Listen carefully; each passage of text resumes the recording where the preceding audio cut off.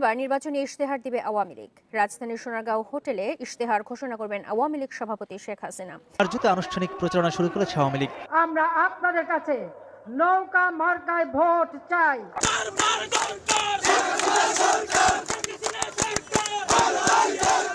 BNP আচরণবিধি লঙ্ঘন করে নির্বাচনের প্রচার চালাচ্ছে বলে অভিযোগ করেছেন আওয়ামী লীগ সাধারণ সম্পাদক ওবায়দুল কাদের।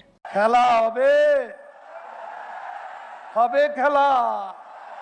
সবাই ভোট কেন্দ্রে যাবেন, ভোট দিয়ে প্রমাণ করবেন যে বাংলাদেশে গণতন্ত্র বিদ্যমান।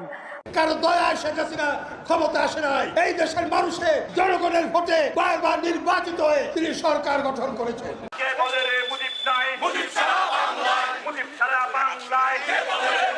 যদি কেউ গাড়ি ভাঙচুর করে বিএনপি বা জামাত যারাই করে, তাহলে আমরা প্রশাসনকে সহযোগিতা করব।